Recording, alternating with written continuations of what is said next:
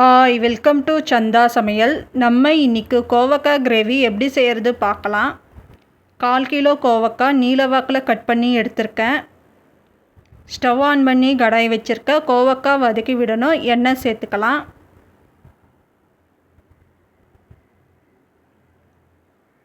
இப்போது கோவக்காய் சேர்த்துக்கலாம்.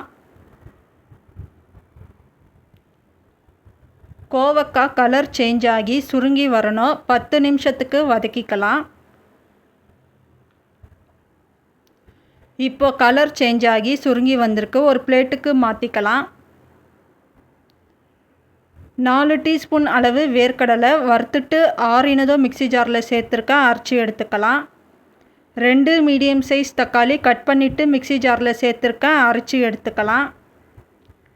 இப்போ தாளித்து விடணும். தேவையான அளவு எண்ணெய் சேர்த்துக்கலாம். 1 டீஸ்பூன் கடுகு சேர்த்துக்கலாம். 1/2 டீஸ்பூன் ஜீரகம் சேர்த்துக்கலாம். 1/2 டீஸ்பூன் சோம்பு சேர்த்துக்கலாம்.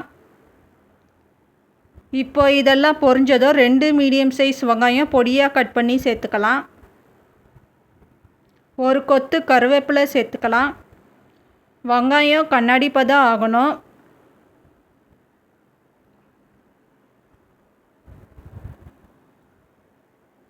ஒரு டீஸ்பூன் இஞ்சி பூண்டு விழுது சேர்த்துக்கலாம்.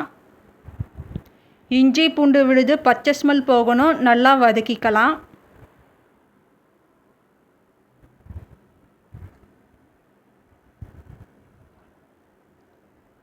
இப்போ அரைச்ச தக்காளி சேர்த்துக்கலாம்.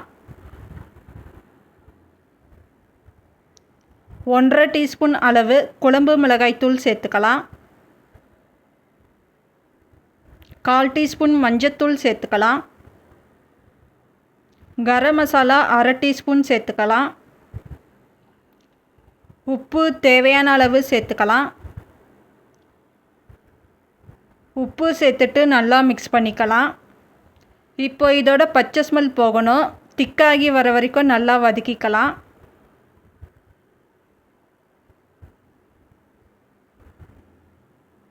இப்போ அரைச்ச வேர்க்கடலை சேர்த்துக்கலாம். வேர்க்கடலை சேர்த்துட்டு நல்லா மிக்ஸ் பண்ணிக்கலாம்.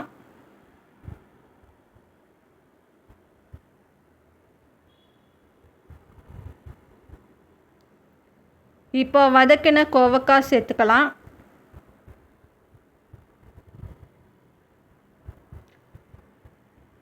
கோவக்காய் சேர்த்துட்டு நல்லா மிக்ஸ் பண்ணிக்கலாம்.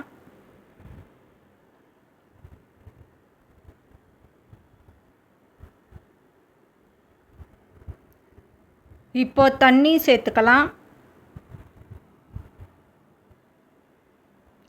தண்ணி சேர்த்துட்டு நல்லா மிக்ஸ் பண்ணிக்கலாம்.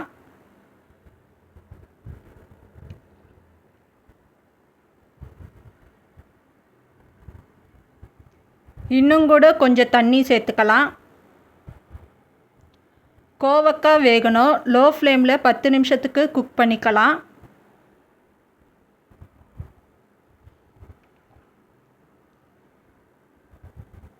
இப்போ கொஞ்சம் கசூரி மெத்தி சேர்த்துக்கலாம். நல்லா மிக்ஸ் பண்ணிக்கலாம். இப்போ ஸ்டவ் ஆஃப் பண்ணிடலாம். இப்போ நமக்கு கோவக்காய் கிரேவி ரெடி ஆயிடுச்சு. இந்த சேனல் பிடிச்சிருந்தால் லைக் பண்ணுங்கள், ஷேர் பண்ணுங்கள், சப்ஸ்கிரைப் பண்ணுங்கள்.